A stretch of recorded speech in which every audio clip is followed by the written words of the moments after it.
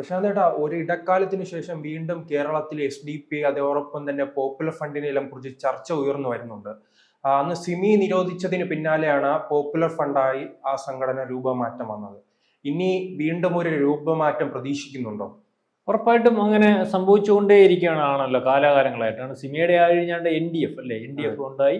ഇതിനെല്ലാം ഒരേ സ്വഭാവമാണ്. കാരണം ഒരു ഒരെണ്ണത്തെ ഇല്ലായ്മ ചെയ്യുമ്പോൾ അല്ലെങ്കിൽ നമ്മൾ നിരോധിക്കുമ്പോൾ അതിനകത്ത് നിൽക്കുന്ന ആൾക്കാരെല്ലാം കൂടെ അതേ സ്വഭാവം അല്ലെങ്കിൽ അവരേറ്റെടുത്തിരിക്കുന്ന അവർ വിചാരിച്ചിരിക്കുന്ന പ്രവർത്തനമായിട്ട് മുന്നോട്ട് പോകുന്നതിന് വേണ്ടി കൂടുന്നതിന് വേണ്ടി വേറെ സംഘടനയായിട്ട് അത് മാറുകയാണ്. അപ്പോൾ അത് പിന്നെ മനസ്സിലാക്കി അതിന്റെ പ്രവർത്തനം സമാനമാണ് അല്ലെങ്കിൽ രാജ്യവിരുദ്ധമാണ് ഈ പറയുന്ന കാണുമ്പോൾ വീണ്ടും അതിനെ നിരോധിക്കേണ്ടി വരും. ഇപ്പൊ ഈ പോപ്പുലർ ഫ്രണ്ടിന്റെ അല്ലെങ്കിൽ PFIയുടെ നിരോധനം അല്ലെങ്കിൽ PFI എന്ന് പറയുന്ന സംഘടന രാജ്യവിരുദ്ധമാണെന്ന് കണ്ട് അതിന്റെ നേതാക്കന്മാരെ പിടിച്ചുകൊണ്ട് പോകുമ്പോൾ ആ നേതാക്കന്മാർ മാത്രമാണ് അകത്ത്. മാത്രമല്ല അതിന്റെ സ്ലീപ്പർ സെല്ലുകളൊക്കെ ഇപ്പൊ വീണ്ടും പ്രവർത്തിക്കുന്നതായിട്ട് അതിനെ നിരീക്ഷിച്ചുകൊണ്ടൊക്കെയാണ് NIA ഇരിക്കുന്നത്.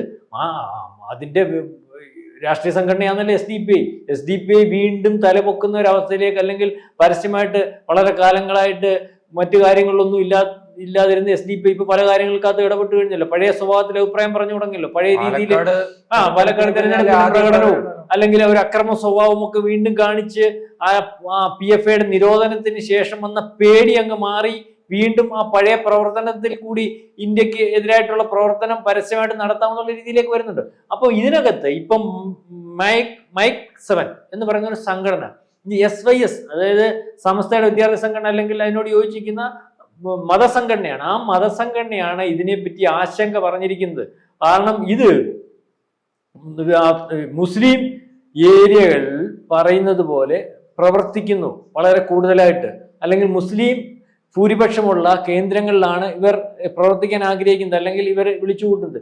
ഇപ്പൊ ആദ്യത്തെ ഘട്ടത്തിൽ വ്യായാമ മുറകളും മറ്റ് രീതികളും ഒക്കെയാണ് ഇതിനകത്ത് കണ്ടുവരുന്നത്. അത് വളരെ കൂടുതൽ ആൾക്കാരെ വിളിച്ചു കൂട്ടുന്നതിനും അല്ലെങ്കിൽ ഇവരുടെ ആശയത്തോട് താല്പര്യപ്പെട്ട് വളരെ വലിയൊരു കൂട്ടം ഉണ്ടാകുന്നതിനും ഒക്കെ കാണുവാൻ സാധിക്കുന്നത്. കാരണം ഇത് ഇത്ര പെട്ടെന്ന് തന്നെ ഈ ആൾക്കാരെ വിളിച്ചു കൂട്ടി ഇതേ രീതിയിലേക്ക് ഇത് ഓർഗനൈസ് ചെയ്യുന്നതും അല്ലെങ്കിൽ ആൾക്കാർ കൂടുന്നതിനകത്തും ആശങ്ക ഉളവാക്കുന്നുണ്ട്.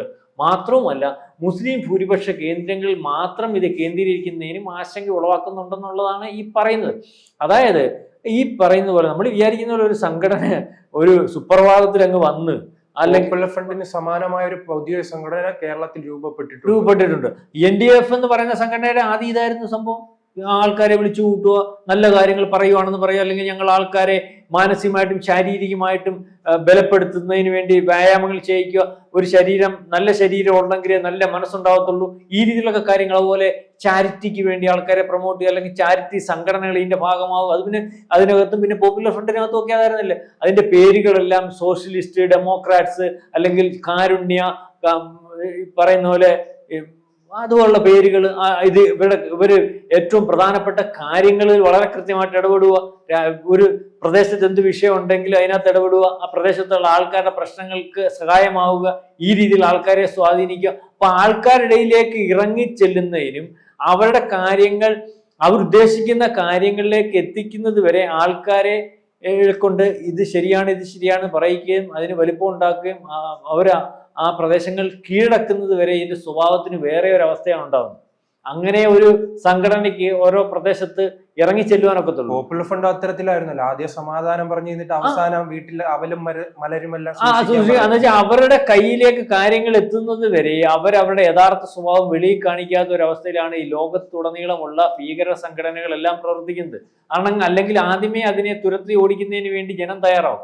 ജാതിമത ഭേദമന്യേ ജനം തയ്യാറാവും. അപ്പൊ പോപ്പുലർ ഫ്രണ്ടിന്റെ അവരുണ്ടാക്കിയെടുത്ത ഒരു മിലിറ്റന്റ് ഗ്രൂപ്പ് ഇപ്പോഴും സജ്ജമായിട്ട് ഇന്ത്യയിലുടനീളവും അല്ലെങ്കിൽ കേരളത്തിലുടനീളവും ഒക്കെ നിൽപ്പുണ്ട്. വീണ്ടും അതിനെ കൂട്ടി യോജിപ്പിക്കുന്നതിന് ഒരു പൊതു പ്ലാറ്റ്ഫോം ആവശ്യമാണ്. ആ പൊതു പ്ലാറ്റ്ഫോം എത്ര നാള് സ്ലീപ്പർ സെല്ലുകൾ ഇപ്പോഴും കൂടുന്നുണ്ട്. അതായത് രഹസ്യ സ്വഭാവത്തെ ആണെങ്കിൽ പോലും സ്ലീപ്പർ സെല്ലുകളിൽ ആൾക്കാരുടെ എണ്ണം കുറവായിരിക്കും. അതേസമയം ഇതുപോലെ ജനങ്ങൾക്ക് ബോധ്യമാകുന്ന രീതിയിൽ ഒരു നല്ല സംഘടനയുടെ പ്ലാറ്റ്ഫോമിൽ അവതരിച്ച് ജനങ്ങളെ കൂട്ടിയോജിപ്പിച്ച് പിന്നെ ആ ജനങ്ങളെ അവരുടെ വരുതിക്ക് കൊണ്ടുവന്നതിന് സാധ്യമാക്കുന്ന ഒരു അവസ്ഥയിലേക്ക് കാര്യങ്ങൾ നടത്താൻ പറ്റും. അപ്പൊ അതിന്റെ ഒരു രൂപമാണോ ഇതെന്ന് ആശങ്കപ്പെടുന്നുണ്ട്. ഇത് ആശങ്കപ്പെടുന്ന മുസ്ലിം സംഘടനകളാണ്. നമ്മൾ ഈ പറയുമ്പോൾ മുസ്ലിം ലീഗിന്റെയും അല്ലെങ്കിൽ ഇത്തരത്തിൽ ചില മുസ്ലിം സംഘടനകളുടെയും ഒക്കെ ഗുണം ഇതാണ്. കാരണം അതിനകത്ത് തീവ്ര ഗ്രൂപ്പുകൾ ഇറങ്ങുന്നുണ്ടെങ്കിൽ അവരുടെ ശ്രദ്ധ അല്ലെങ്കിൽ മതേതര സ്വഭാവത്തിൽ അല്ലെങ്കിൽ അവരുടെ മുസ്ലിങ്ങളുടെ താല്പര്യങ്ങൾ സംരക്ഷിക്കുന്നതിന് വേണ്ടി അല്ലെങ്കിൽ അവരുടെ താല്പര്യങ്ങൾ ആദ്യം പറയുന്നതിന് വേണ്ടി അല്ലെങ്കിൽ മുസ്ലിങ്ങൾക്ക് വേണ്ടി നിൽക്കുന്ന സംഘടനയായിട്ട് മുസ്ലിം ലീഗും അല്ലെങ്കിൽ ഇത്തരം സംഘടന, പക്ഷെ അതിന് തീവ്ര സ്വഭാവം ഉണ്ടായിരിക്കുന്നത് കൊണ്ട് ആ സംഘടന കുഴപ്പം ഉണ്ടാവുന്നില്ലല്ലോ. അതിനുവേണ്ടി കാര്യങ്ങൾ പറയുന്നു. ഇത് തീവ്ര സ്വഭാവം ഉണ്ടാവുക, മുസ്ലിങ്ങളെ സംഘടിപ്പിച്ചിട്ട് പറയുക നമുക്ക് മതരാഷ്ട്രം ഉണ്ടാക്കണം, ബാക്കിയുള്ളവനെല്ലാം തല്ലിക്കൊല്ലണം, നമുക്ക് വേറെ ഒന്നും അന്വേഷിക്കുക അല്ലെങ്കിൽ അംഗീകരിക്കാൻ പറ്റത്തില്ല, അങ്ങനെ അംഗീകരിച്ച് പോയാൽ നമ്മൾ മുസ്ലിങ്ങളല്ലാതെ ഈ രീതിയിലുള്ള കാര്യങ്ങൾ പറഞ്ഞു കൊടുക്കുന്ന ആൾക്കാരാണ് അപകടകാരികൾ. അല്ലാതെ മുസ്ലിങ്ങളുടെ താല്പര്യങ്ങൾ ഇതാണ്, ഈ നമ്മുടെ മുസ്ലിങ്ങൾ എന്ന് പറഞ്ഞാൽ ബാക്കിയുള്ളവരെ സ്നേഹിക്കേണ്ട ആൾക്കാരാണ്, അല്ലെങ്കിൽ ഈ രീതിയിൽ ഇപ്പൊ മറ്റുള്ളവരെ സ്നേഹിക്കുകയും അവരുടെ രീതിയിൽ അവർ ജീവിച്ചു, ഇവരെ രാജ്യത്തിനും അല്ലെങ്കിൽ നമ്മുടെ ദേശത്തിനും മറ്റ് സമുദായത്തിനും ഒക്കെ ഗുണമാവുന്ന രീതിയിലുള്ള പ്രവർത്തനം ഒക്കെ വരുന്ന ഒരവസ്ഥ വന്നാൽ, ഇപ്പൊ മുസ്ലിം ലീഗ് തന്നെ കഴിഞ്ഞ ദിവസം 100 വീട് വെച്ച് കൊടുക്കാൻ പോകും വയനാട്ടിൽ 100 വീട് വെച്ച് കൊടുക്കാം, സ്ഥലം മേടിച്ച് വീട് വെച്ച് കൊടുക്കാം. വേറെ പാർട്ടിക്കാരെന്തോ സാധിക്കാത്തത്? അതിന് തീരുമാനം എടുത്തുമ്പോൾ നടപ്പാക്കാൻ സാധിക്കുമല്ലോ. അതുപോലെ അവര് ഈ ജീവകാരുണ്യ പ്രവർത്തനത്തിന് ഇറങ്ങിയവർ അവർ ആഴത്തിൽ പ്രവർത്തിക്കുന്നുണ്ട്. അപ്പൊ ആ രീതിയിലൊക്കെ പോകുന്ന സംഘടനകൾ നാട്ടിൽ ഉണ്ടാകുന്നത് നല്ലതാ.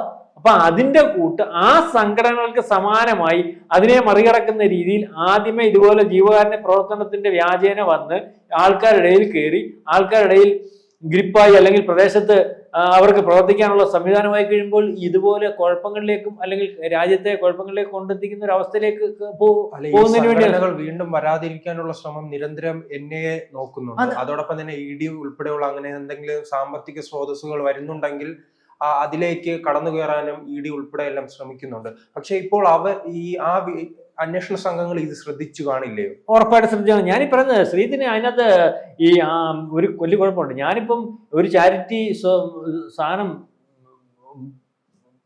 ഉണ്ടാക്കുകയാണ് അല്ലെങ്കിൽ ഒരു സംഘടന ഉണ്ടാക്കുമ്പം അതിനെ നമ്മുടെ നിയമം അനുസരിച്ച് ആ സംഘടന ഉണ്ടാക്കുന്നത്. ഇതിനകത്ത് നിയമവിരുദ്ധമായിട്ട് കാര്യങ്ങൾ നടക്കുന്നുണ്ടോ എന്ന് നിരീക്ഷിക്കാനേ ഒക്കത്തുള്ളൂ. നിരീക്ഷിച്ച് അതിന്റെ തെളിവുകൾ എടുത്തതിന് ശേഷം അതിന്റെ പുറകിൽ ആക്ഷൻ എടുക്കാൻ ഒക്കത്തുള്ളൂ. ഇപ്പൊ ഈ സാധനം അവിടെ ഒരു സംഘടന ഉണ്ടാക്കിയിട്ടുണ്ട്, ഈ സംഘടനയ്ക്കകത്ത് ആൾക്കാരുണ്ട്. ആ സംഘടന പ്രവർത്തിക്കുന്നത് ഇതുപോലെ നാടിന് പ്രശ്നമില്ലാത്ത രീതിയിലേക്കാണെന്ന് നോക്കിക്കണ്ടുകൊണ്ടിരിക്കുമ്പോൾ അല്ലെങ്കിൽ അങ്ങനെയാണ് ഇതുവരെ നിരീക്ഷിച്ചുകൊണ്ടിരിക്കുമ്പോൾ അവർ ആൾക്കാരെ കൊണ്ട് വ്യായാമം നടത്തുന്നു അല്ലെങ്കിൽ സത്സംഗങ്ങൾ നടത്തുന്നു അല്ലെങ്കിൽ ചാരിറ്റി ചെയ്യുന്നു എന്നുള്ള രീതിയിലേക്ക് പോവാണ്. അപ്പൊ അതിന്റെ വിധ്വംസ പ്രവർത്തനത്തിന്റെ സ്വഭാവം രഹസ്യമായിട്ടായിരിക്കും. ആ രഹസ്യമായിട്ടുള്ള സ്വഭാവം കണ്ടെത്തുന്നത് വരെ സംഘടനയെ നിരോധിക്കാൻ പറ്റത്തില്ല. PFI നിരോധിക്കാൻ ചെന്നപ്പോൾ PFIയുടെ നിരോധനത്തെ എതിർത്തുകൊണ്ട് ഹർജി കൊണ്ട് കോടതി പോയോ? ആ കോടതിക്ക് പോകുന്ന ഹർജിക്ക് മറുപടി കൊടുക്കാൻ തക്കമുള്ള തെളിവുകൾ ഈ ഗവൺമെന്റിന്റെ ഭാഗത്തുണ്ടായത് കൊണ്ടാണല്ലോ എല്ലാ കോടതികളും പരിശോധിച്ചിട്ട് നിരോധിക്കേണ്ടതാണെന്ന് പറയുന്നത്. അങ്ങനെ ഒരു സംഘടന നിരോധിക്കാൻ പറ്റത്തുള്ളൂ. SDP എന്ന് പറയുന്ന സംഘടന വളരെ കൃത്യമായിട്ട് PFIയുടെ രാഷ്ട്രീയ സംഘടനയെന്നറിയാം. പക്ഷെ അതിന് നിയമപരമായിട്ട് നിരോധിക്കുന്നതിന് വേണ്ടി നൂലാമാലകൾ ഒത്തിരി ഉണ്ട്. അതുകൊണ്ടാണ് നീണ്ടു പോന്നേ. അപ്പൊ അത് മനസ്സിലാക്കണം. നമ്മൾ ചോദിക്കുമ്പോൾ എന്നെയുടെ നിരീക്ഷണത്തിൽ കാണും ഈ പറയുന്ന പോലെ എല്ലാം നമ്മുടെ രഹസ്യാന്വേഷണ വിഭാഗവും അല്ലെങ്കിൽ നമ്മുടെ ഇന്റലിജൻസ് സംവിധാനവും ഒക്കെ ഈ ലോകത്തെ എല്ലാ കാര്യങ്ങളും കൃത്യമായിട്ട് നിരീക്ഷിച്ചുകൊണ്ടിരിക്കുന്നതുകൊണ്ടാണല്ലോ നമുക്ക് പല കാര്യത്തിനകത്തും അപകടത്തിലേക്ക് എത്തുന്നതിന് മുമ്പ് അവർ പിടികൂടുന്നു. ലോക്സഭാ തെരഞ്ഞെടുപ്പിന് ശേഷമാണോ ഈ കേരളത്തിൽ ഇത്തരമായി ഈ SDP അതോടൊപ്പം തന്നെ പോപ്പുലർ ഫണ്ടുമായെല്ലാം ബന്ധപ്പെട്ട ഒരു ചർച്ച ഉയർന്നു വന്നിരുന്നു? അങ്ങനെ ഒരു അവസ്ഥയ്ക്ക് കാരണം എന്തായിരിക്കും? ലോക്സഭാ തെരഞ്ഞെടുപ്പിന് ശേഷമല്ല, അവരെ നിരോധിച്ചെങ്കിൽ പോലും അവരതിന്റെ പ്രവർത്തനമായിട്ട് മുന്നോട്ട് നീങ്ങിക്കൊണ്ടിരിക്കുകയാണ്. അതുകൊണ്ടാണ് പലപ്പോഴും NIA പല ഭാഗങ്ങളിലും വന്ന് ഇപ്പൊ കഴിഞ്ഞ ആഴ്ച മലപ്പുറത്ത് പല ഭാഗങ്ങളിലും ഇന്ത്യ പല ഭാഗങ്ങളിലും റെയ്ഡ് നടത്തിയല്ലോ. NIA റെയ്ഡ് നടത്തി പോപ്പുലർ ഫ്രണ്ടിന്റെ ഭാഗമായിട്ട് അതിന്റെ പുറകിൽ അതിന്റെ പ്രവർത്തനം നിന്നിട്ടൊന്നുമില്ല. ഇതൊരു നമ്മളീ പറയുന്നത് പോലെ ഒരു തീവ്ര സംഘടനയാണ്. അതിന്റെ പ്രവർത്തനം എന്ന് പറഞ്ഞാൽ അതിനകത്ത് ആഴ്ന്നിറങ്ങിയിട്ടുള്ളവരുടെ കാര്യം എന്ന് പറഞ്ഞാൽ അവര് ജീവിക്കാൻ വേണ്ടി തയ്യാറായിട്ട് നിൽക്കുന്ന ആൾക്കാരല്ല. അവരുടെ ജീവിത സാഫല്യം അല്ലെങ്കിൽ ജീവിത ലക്ഷ്യം എന്ന് പറഞ്ഞാൽ അവരുടെ ആ മുദ്രാവാക്യവും അജണ്ടയും ഒക്കെ പാസ്സാക്കി എടുക്കില്ല. സ്വർഗത്ത് പോവുക അല്ലെങ്കിൽ അജണ്ട പാസ്സാക്കി എടുക്കുക, അതാ ജീവിത സാഫല്യം. അതിനകത്ത് മരിക്കാൻ വേണ്ടി തയ്യാറാക്കി. അപ്പൊ അവരെ ഉറ്റുനോക്കിക്കൊണ്ടിരുന്നേ പറ്റത്തുള്ളൂ. അവർ ഈ പറയുന്നത് പോലെ പിന്മാറത്തില്ല. അവരെ ഉറ്റുനോക്കി അവരെ അതിനകത്തു നിന്ന് പിന്തിരിപ്പിക്കാൻ പറ്റാത്തപ്പോൾ അവരെ അറസ്റ്റ് ചെയ്ത് കൊണ്ട് പോകുന്ന ഒരവസ്ഥയിലേക്ക് അപ്പൊ അത് തുറന്നുകൊണ്ടേ പോകും. അതിനുവേണ്ടി അവര് ഇത് ഉണ്ടോന്ന് നോക്കുന്ന സംവിധാനത്തിന്റെ കൂട്ടുകാരൻ അത് ഉണ്ടാക്കിയെടുക്കുന്നതിന് വേണ്ടി അവർ ശ്രമിക്കും. ഇതിൽ NIA ഇത് എവിടെ ഉണ്ടെന്ന് തിരക്കുന്നത് പോലെ അവരത് ഉണ്ടാക്കി അതിന്റെ പ്ലാറ്റ്ഫോം ഉണ്ടാക്കിയെടുക്കും. അതിനിപ്പം മൈക്ക് 7 പോലെയോ അല്ലെങ്കിൽ ഏതെങ്കിലും ഒക്കെ രീതിയിലേക്ക് ഇത് പുതിയതായിട്ട് വരും. അതൊരിക്കലും നിന്ന് പോകത്തൊന്നുമില്ല. കാരണം ഇതിനെ പ്രൊമോട്ട് ചെയ്യുന്നതിനും ഇതിന് ഫണ്ട് ചെയ്യുന്നതിനും ഈ ക്രമത്തിലേക്ക് ആൾക്കാരെ ഉരുത്തിരിക്കുന്നതിനും ലോകത്ത് വലിയ ഒരു വിഭാഗം നിൽക്കുന്ന ഒരു അവസ്ഥയുണ്ടല്ലോ. അപ്പം അതിന്റെ ഭാഗമായിട്ട് ഇതിലൂടെ ഉരുത്തിരിഞ്ഞുകൊണ്ടേയിരിക്കും. അത് ഒരുപക്ഷെ ഒരു കാലത്ത് മദീനയുടെ രൂപത്തിലായിരിക്കും, അല്ലെങ്കിൽ ഒരുപക്ഷെ ഇപ്പൊ ഈ പറയുന്ന സലാഹുദ്ദീൻ എന്ന് പറയുന്ന ഒരു സൈനികനായ ഇതിന്റെ ഇതെന്ന് പറയുന്നത്. സലാഹുദ്ദീൻ എന്ന് പറയുന്ന ഒരു സൈനികൻ ഒരു സംവിധാനവും ഉണ്ടാക്കി. അത് ഇത്രയും പെട്ടെന്ന് ഇങ്ങനെ വലിയൊരു ആൾക്കൂട്ടമായിട്ട് പല ഭാഗങ്ങളും വിഭജിക്കുന്നേ അത് നിസ്സാരമായിട്ട് കാണാൻ പറ്റും. നമ്മളൊരു പാർട്ടിക്കകത്തൊക്കെ പ്രവർത്തിച്ചിട്ടുള്ള അല്ലെങ്കിൽ സംഘടനയെ പ്രവർത്തിച്ചിട്ടുള്ളതൊക്കെ ആളാണെന്ന് പറയുന്നത് 10 പേരെ വിളിച്ചു കൂട്ടുന്നതിന്റെ പാട് എത്രത്തോളം ഉണ്ടെന്നറിയോ? ഒരു കമ്മിറ്റി വിളിക്കാൻ ഒരു കമ്മിറ്റിയുടെ ഉത്തരവാദിത്തം ഇരിക്കുന്ന ആൾ എന്തും വേണ്ടി ബുദ്ധിമുട്ടും. ആ സ്ഥാനത്ത് ആ ലക്ഷക്കണക്കിന് ആൾക്കാർ വന്ന് ആവശ്യമുള്ളതും വന്ന് അവരുടെ ഇഷ്ടത്തിന് നിന്ന് കൊടുക്കുന്നു. അപ്പൊ അതിന്റെ പുറയിൽ ഈ ഒരു സംഘടന ഉണ്ടായതിന്റെ പുറയിൽ ഇത് വേറെ ഒരു സംഘടന ഇതിന്റെ പേരിലേക്ക് മാറുകയാണ്. അല്ലെങ്കിൽ വേറെ ഒരു സംഘടനയിൽ പറ്റി വളരെ കാലം കൊണ്ട് കൂട്ടി യോജിപ്പിച്ച ആൾക്കാരെ ആ സംഘടന നിരോധിച്ചത് കൊണ്ട് മറ്റൊരു പേരിലേക്ക് ആൾക്കാരെ അടുപ്പിക്കുകയാണ്. അവരുടെ ലക്ഷ്യത്തിലേക്ക് മറ്റൊരു പേരിലൂടെ അവർ നീങ്ങുകയാണ്. അപ്പൊ അത് വളരെ അപകടകരമായിട്ടുള്ള ഒരവസ്ഥയാണ്. ഈ മൈക്ക് 7 എന്ന് പറയുന്നത് ഈ പറയുന്ന PFIയുടെയും SDP-യുടെയും അല്ലെങ്കിൽ പണ്ടത്തെ സിമിയുടെയും ഒക്കെ മറ്റൊരു രൂപമാണെങ്കിൽ വളരെ പെട്ടെന്ന് തന്നെ കണ്ടെത്തി രാജ്യവിരുദ്ധ പ്രവർത്തനത്തിൽ നിന്ന് അവരെ പിന്തിരിപ്പിച്ച് രാജ്യത്തെ രക്ഷിക്കേണ്ടതായിട്ടുണ്ട്. അത് എത്രയും പെട്ടെന്ന് കണ്ടെത്തും. കേരളത്തിലെ പോലീസ് കണ്ടില്ലെന്ന് നടിക്കും.